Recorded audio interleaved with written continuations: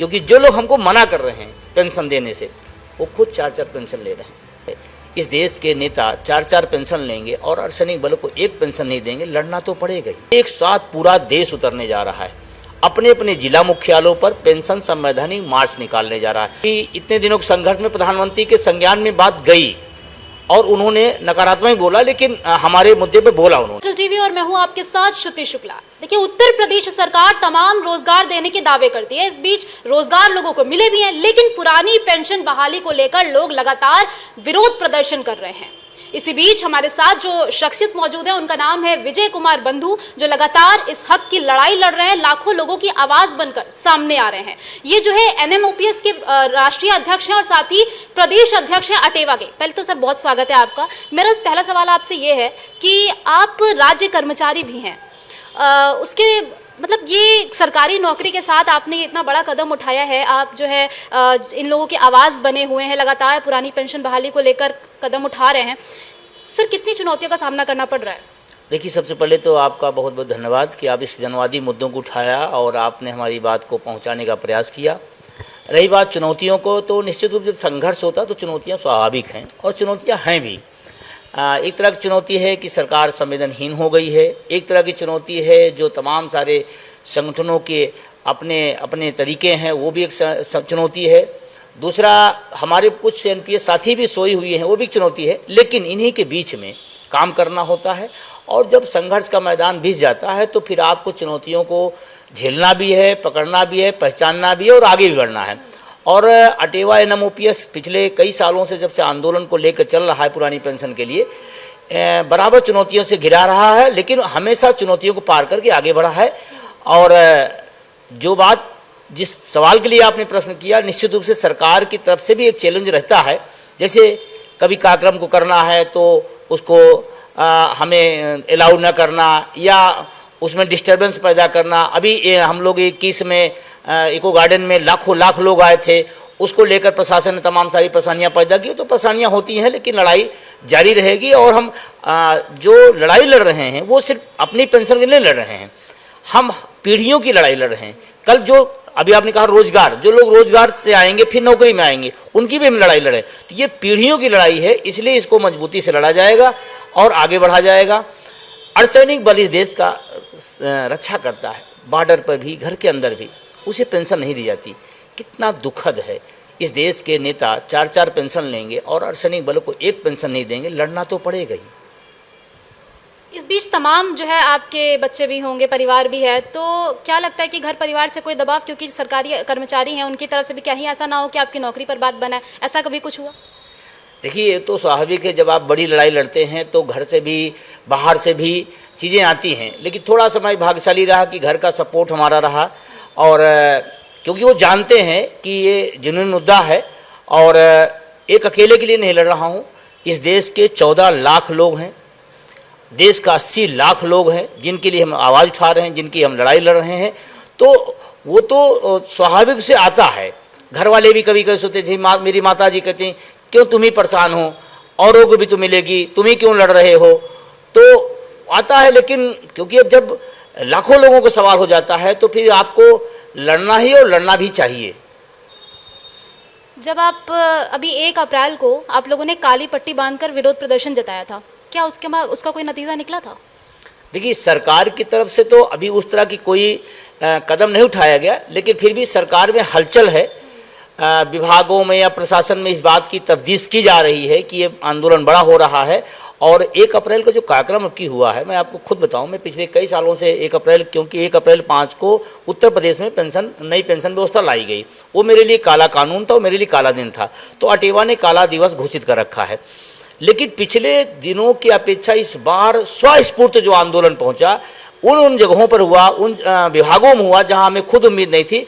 तो लोग स्वतः निकल रहे हैं, लोग स्वतः कह रहे हैं कि आज पेंशन की लड़ाई तो अटेवा ही लड़ रहा है और ईमानदारी से खड़ा है, लड़ रहा है।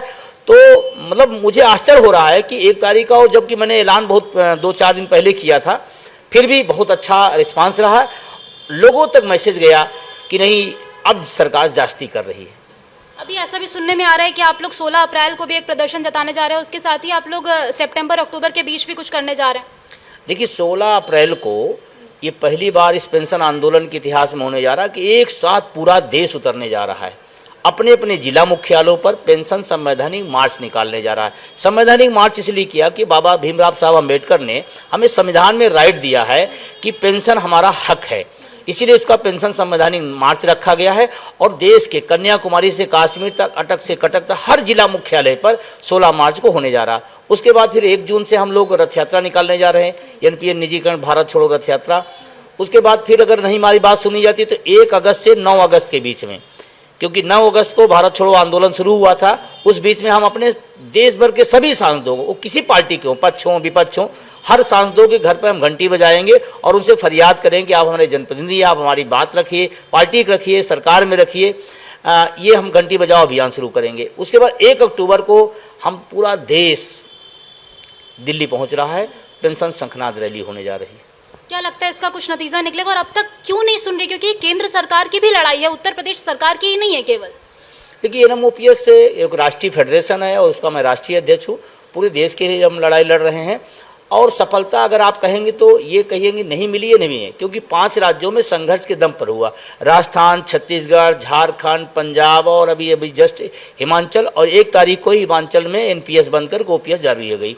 तो सफलता से संघर्ष की तरफ हम बढ़ रहे हैं, इसमें कोई दो राय नहीं है। हाँ, अभी केंद्र सरकार का जो रुख रहा है वो नकारात्मक रहा है, लेकिन पिछले आप सदन में देखे होंगे तो प्रधानमंत्री जी, आदरणीय प्रधानमंत्री जी ने राज्यसभा में इस पर लेके बयान दिया। हाँ, वो बयान नकारात्मक दिया उन्होंने, लेकिन मैं उसको अपनी जीत मानता हूँ। जीत इसलिए मानता हूँ कि इतने दिनों के संघर्ष में प्रधानमंत्री के संज्ञान में बात गई और उन्होंने नकारात्मक बोला, लेकिन हमारे मुद्दे पर बोला उन्होंने। दूसरा, अभी जस्ट हमारे देश के वित्त मंत्री जी सीतारमण जी ने एक कमेटी बनाने की बात की है। अब कमेटी वो एनपीएस में सुधार की बात कर रही है, जबकि मेरी मांग सुधार नहीं है। हम इतने बड़े आंदोलन को कर रहे हैं, लाखों लोगों को लड़ाई लड़ रहा हूँ, तो हम हूबहू ओपीएस की बात करना चाहते हैं कि हूबहू हमें पेंशन चाहिए। हाँ, चलिए ठीक है, जहाँ ना रहा वहाँ कम से कम सोचने के विवश हुए, ये इस आंदोलन की सफलता है और मुझे विश्वास है कि आने वाले टाइम में हम इस लड़ाई को जीतेंगे। एक आखिरी सवाल आपसे और कि जब आप कई बार जो है आपको सरकारी नौकरी के साथ साथ आपको ज़िलों में भी घूमना ही पड़ता होगा, तो ये कैसे मैनेज कर पाते हैं आप इतना टाइम को? देखिए, ये सवाल आप भी पूछ रही हैं, पूरे देश के तमाम जगहों में जाता हूँ, वहाँ भी पूछा गया, तमाम और चैनल के लोगों ने पूछा। सबके पास समय है, हमारे पास समय और टाइम मैनेजमेंट दोनों हैं, हम उसको मैनेज करते हैं। हम शनिवार को गए, संडे को कार्यक्रम किए, रात में आया, मंडे को अपने कार्यस्थल पर, क्योंकि मैं जिस जॉब में हूँ मेरी जिम्मेदारी है मैं अपनी ड्यूटी को निभाऊँ और उसको हम 100% निभाते हैं। और अपने संगठन में हम कहते हैं कि आप अपने ड्यूटी को पहले नंबर करिए, ड्यूटी के बाद राइट बनता है। हाँ, ड्यूटी अगर करेंगे तो राइट को छोड़ेंगे भी नहीं, तो हम उसको टाइम मैनेजमेंट अपना सेट करते हैं और जो संडे होती है, छुट्टियाँ होती हैं, इस तरह की चीज़ों को लेकर के हम मैनेज करते हैं। हम अपने कार्यस्थल पर रहते हैं, हमारे लोग अपने कार्यस्थल पर रहते हैं और हमारा वो पहला दायित्व उसको हम निभाते हैं। लेकिन अगर हम कहें कि हम ड्यूटी निभाएंगे लेकिन हम अपने हक के बात ना करें, ये भी संभव नहीं है। ये लोकतांत्रिक देश है और इस बात का हमें संविधान ने राइट दिया है कि अपने हक की आवाज़ उठाइए, अपनी बात उठाइए। और हक इसलिए बार बार मैं कह रहा हूँ कि पेंशन कोई आज की चीज़ नहीं है या कोई नई चीज़ नहीं मांग रहे हैं। ये जब देश गुलाम था तब भी पेंशन जैसी व्यवस्था थी, जब मुगलों का जमाना था पेंशन थी, अंग्रेज थे जिनको आताई हम कहते वो भी पेंशन की व्यवस्था किए थे। आज़ाद भारत में जिस सरकार को हमने बनाया उसने हमारी पेंशन बंद कर दी, तो ये कितना दुखद है। तो पेंशन की, और ये सुप्रीम कोर्ट ने भी कहा, मैं नहीं करा, सुप्रीम कोर्ट ने कहा है पेंडिंग वेतन है कर्मचारियों का और उसे मिलना चाहिए, कोई बख्शीश नहीं है। तो हम उस लड़ाई को लड़ेंगे और हमें यकीन है कि आज नहीं कल संघर्ष का दौर कितना लंबा हो जाएगा ये मुझे नहीं पता है, लेकिन इस देश के अंदर 110% पुरानी पेंशन बहाल होगी। और अगर इस तरह नहीं सोच पा रहे हैं तो दुखद है, क्योंकि जो लोग हमको मना कर रहे हैं पेंशन देने से वो खुद 4-4 पेंशन ले रहे हैं।